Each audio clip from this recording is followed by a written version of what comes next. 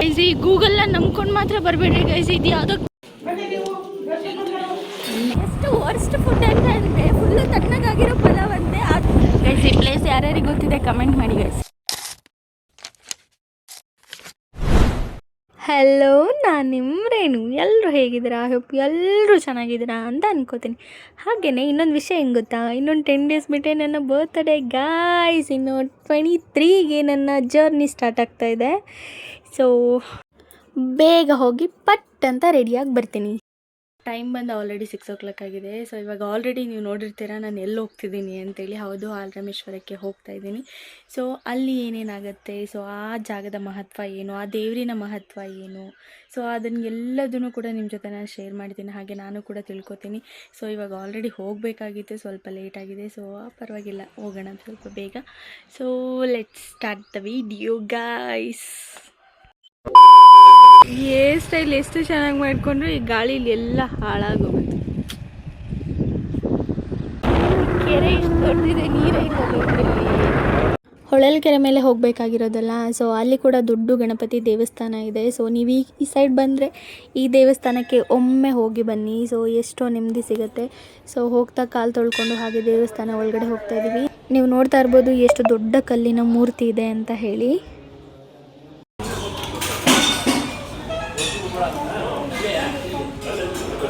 ಹೆಂಗೈತೆ ಹೇಳು, ರಿವ್ಯೂ ಹೇಳು. ಆ್ಯಕ್ಚುಲಿ ಬೇರೆ ಹೋಗ್ಬೋದು. ನಿಲ್ಲಿಸು ಅಂತ ಹೇಳಿದಾರೆ ಯಾರು? ನೀನು ತಾನೇ ಇಲ್ಲೇ ನಿಲ್ಸ. ನಾನು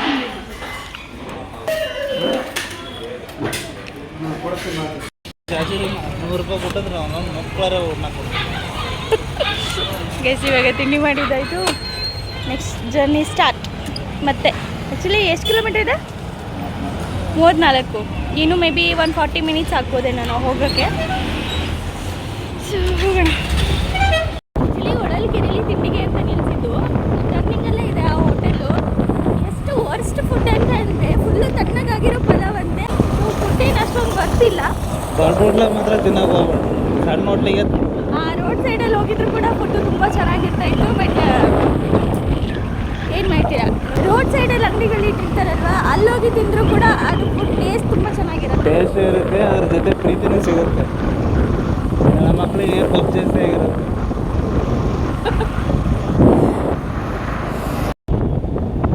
ಶಿವನ್ ಕೆರೆ ಗೈಸ್. ಈ ಪ್ಲೇಸ್ ಯಾರ್ಯಾರಿಗೆ ಗೊತ್ತಿದೆ ಕಮೆಂಟ್ ಮಾಡಿ ಗೈಸ್. ಗೈಸ್ ಈ ಗೂಗಲ್ನ ನಂಬ್ಕೊಂಡು ಮಾತ್ರ ಬರಬೇಡ್ರಿ ಗೈಸ್. ಇದು ಯಾವುದೋ ಕಾಡು ದಾರಿಗೆ ತಂದು ನಿಲ್ಲಿಸಿದೆ ನಮ್ಮನ್ನ. ಇಲ್ಲಿಂದ ಇನ್ನೂ 1 ಕಿಲೋಮೀಟರ್ ಅಂತ ತೋರಿಸಿದೆ. ನಡೀತಾರೆ ಕೇಳೋಣ. ಸ್ಟ್ರೈಟಾ? Okay, thank you. ಓಕೆ. ಅಯ್ಯೋ, ನಾನಂತೂ ಫುಲ್ ಎದುರ್ಕೊಂಡ್ಬಿಟ್ಟಿದೆ ಯಾವುದೋ ಬೇರೆ ದಾರಿ ಅಂತೇಳಿ. ಸೊ ಫೈನಲಿ ದೇವಸ್ಥಾನ ಹತ್ರ ಬಂದ್ವಿ. Slide right, then turn right. ಫೈನಲಾಗಿ ದೇವಸ್ಥಾನ ಹತ್ರ ಹೋದ್ವಿ. ನಾನು ಎಲ್ಲಿ ದಾರಿ ಮಿಸ್ ಮಾಡ್ಕೋತೀನೇನೋ ಅಂತ ಅಂದ್ಕೊಂಡೆ. ಸೊ ಹೋಗ್ತಾ ಇದ್ದಂಗೆ ಈ ಥರ ದೇವಸ್ಥಾನದ ಮುಂದ್ಗಡೆ ಶಿವನ್ ಸ್ಟ್ಯಾಚು ಹಾಗೆ ಶಿವಲಿಂಗವನ್ನು ಮಾಡಿದ್ದಾರೆ. ಸೊ ತುಂಬ ಚೆನ್ನಾಗಿದೆ ನೋಡೋದಕ್ಕೆ. ಸೊ ಅದನ್ನೆಲ್ಲ ನೋಡ್ಕೊಂಡು ಹಾಗೆ ಪೂಜೆ ಮಾಡ್ಸೋಕ್ಕೆ ಅಂಥೇಳಿ ಕಾಯಿ ಹಣ್ಣು ತೊಗೊಂಡು ಇವಾಗ ನಾವು ಕೂಡ ಹೊರಟ್ವಿ. ತುಂಬ ಕಾಸ್ಟ್ಲಿ ದೇವಸ್ಥಾನ ಹತ್ರ ಎಲ್ಲ ರೇಟು ಸ್ವಲ್ಪ. ಸೊ ಏನು ಮಾಡೋಕ್ಕಾಗಲ್ಲಲ್ಲ. ಸೊ ತೊಗೊಂಡು ಹೊರಟ್ವಿ. ಹೋಗ್ತಾ ಇದ್ದಂಗೆ ಕಾಲೆಲ್ಲ ತೊಳ್ಕೊಂಡು ಹಾಗೆ ಟಿಕೆಟ್ನ ತೊಗೊಂಡು ಹೋಗಬೇಕು. ಬರೀ ಪೂಜೆ ಅಷ್ಟೇ ಮಾಡಿಸ್ತೀರಾ ಅಂದರೆ 10 ರೂಪೀಸ್ ಇರುತ್ತೆ. ಇಲ್ಲ ನಾವು ಗಂಗೆ ಹತ್ರ ಅಪ್ಪನೇನು ಕೇಳ್ತೀವಿ ಅಂದರೆ 50 ರೂಪೀಸ್ ಇರುತ್ತೆ. ಸೊ ಒಬ್ಬರಿಗೆ 2 ಮಾಡಿಸ್ತೀರಾ ಅಂದರೆ 60 ರೂಪೀಸ್ ಅವರು ಟಿಕೆಟ್ ಕೊಡ್ತಾರೆ. ಸೊ ತೊಗೊಂಡು ಇಲ್ಲಿ ಎಂಟ್ರೆನ್ಸಲ್ಲಿ ಈ ದೇವಸ್ಥಾನದೊಳಗಡೆ ಶಿವಲಿಂಗವನ್ನು ಪೂಜೆ ಮಾಡ್ತಾರೆ. ಸೊ ಇದ್ರ ಹಿಂದ್ಗಡೆ ನಿಮಗೇನು ಗಂಗಾಮಾತೆ ಪೂಜೆ ಇದೆಯಲ್ಲ, ಸೊ ಅದು ಈ ದೇವಸ್ಥಾನದ ಹಿಂದ್ಗಡೆ ಇರೋದು. ಸೊ ಈಗ ಇಲ್ಲಿರೋ ಶಿವಲಿಂಗಕ್ಕೆ ಪೂಜೆ ಮಾಡಿಸ್ಕೊಂಡು ಸೊ ಹಿಂದೆ ಹೋಗೋಣ.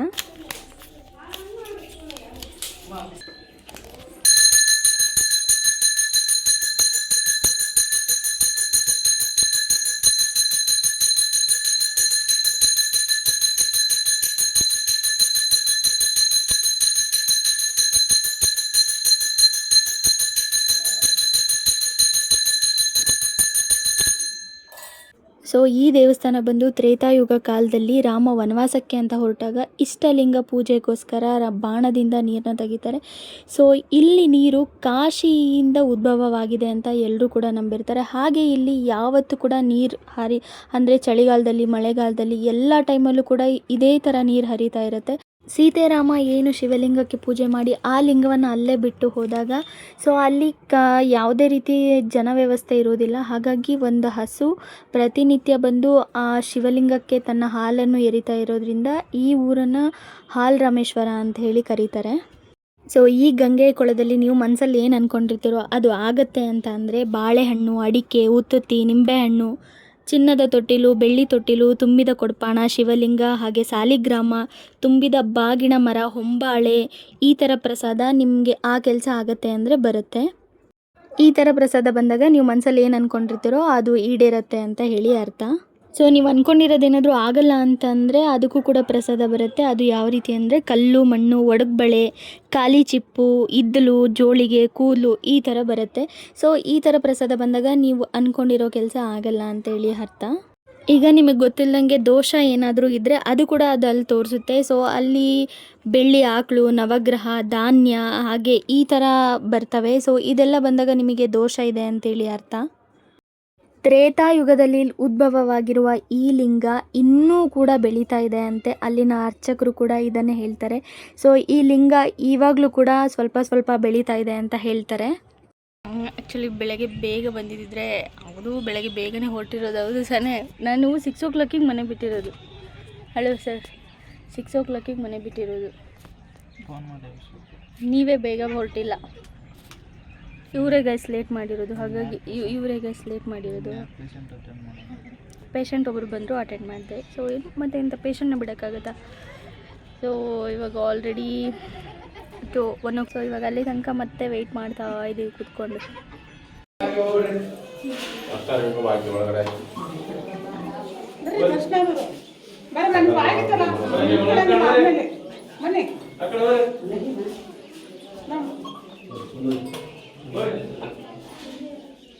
ಹಲೋ, ಯಾರು ಸಿಕ್ಕಬಾರ್ದೇನಮ್ಮ? ಜಾಗ ಬಿಡಮ್ಮ, ಅವ್ರ ಮಗಳ ತಿಂತಾಡೋರು ಯಾಕಮ್ಮ ಅಲ್ಲಿ ನಿಂತ್ಕೊಂತೀರ?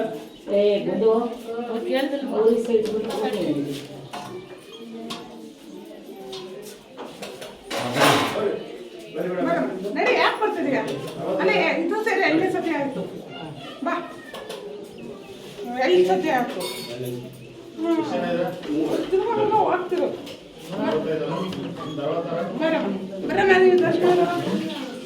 ಅಭಿಷೇಕ ಪ್ರಸಾದ ಬಂದಿದೆ. ಶುಭ ಸೂಚನೆ ಇದು. ಮನಸ್ಸಲ್ಲಿ ಏನು ಅನ್ಕೊಂಡಿದ್ರು ಕೊಡ್ತೀನಿ ಅಂತ ಆಗಿದೆ. ಪ್ರಸಾದ ನಾಗರಾಜು ಇವರೆಲ್ಲ ಖಾಲಿ ಆಗಲ್ಲ ಸ್ವಲ್ಪ.